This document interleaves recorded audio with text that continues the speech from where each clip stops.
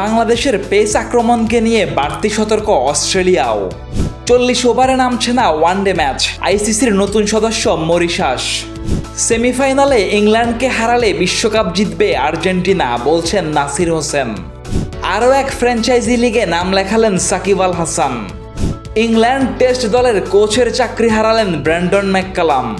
সারাদিনে ঘটে যাওয়া ক্রিকেটের দেশি বিদেশি খবরগুলো এক নজরে দেখে নেওয়া যায়।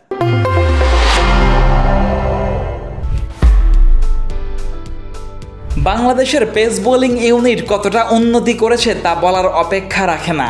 আগামী মাসে 2 টেস্টের সিরিজ খেলতে অস্ট্রেলিয়া যাচ্ছে বাংলাদেশ।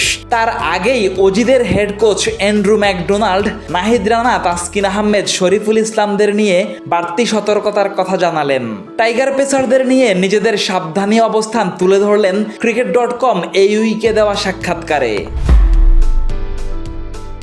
বেশ কিছুদিন ধরেই গুঞ্জন আইসিসি হয়তো 40 ওভারে নামিয়ে আনবে 50 ওভারের ওয়ানডেকে, তবে সে পথে হাঁটছে না ক্রিকেট নিয়ন্ত্রক সংস্থা।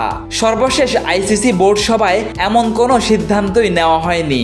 ওই সভার মধ্য দিয়ে সহযোগী সদস্য দেশ হিসেবে তালিকাভুক্ত হয়েছে মরিশাস। বিশ্বকাপ ফুটবলে সেমিফাইনালে উঠে গেল আর্জেন্টিনা, যেখানে তাদের প্রতিপক্ষ ইংল্যান্ড। বাংলাদেশের তারকা ক্রিকেটার নাসির হোসেন বলছেন, সেমিফাইনালে ইংল্যান্ডকে হারাতে পারলে শিরোপাটাও উঠবে আরও একবার আর্জেন্টিনার ঘরে। তবে এখনও আর্জেন্টিনার কাছ থেকে সেরা খেলা দেখতে পারেননি বলে মন খারাপ নাসিরের।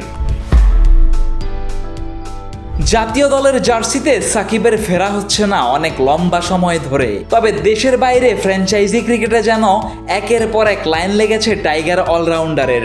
এমআই নিউ ইয়র্কের হয়ে মেজর লিগ খেলার মধ্যেই যুক্ত হলেন এশিয়ান লিজেন্ডস লিগে। খেলবেন বাংলাদেশ টাইগার্সের হয়ে। টুর্নামেন্ট শুরু 21 জুলাই থেকে।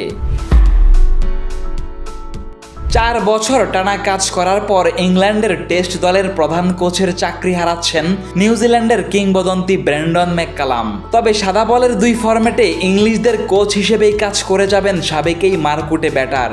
ইংলিশ ক্রিকেটের টেস্টে বাজবল সংস্কৃতি চালু হয়েছিল তার হাত ধরেই। ফেসবুক, টুইটার, ইউটিউব সহ সামাজিক যোগাযোগ মাধ্যমে আমাদের ফলো করুন।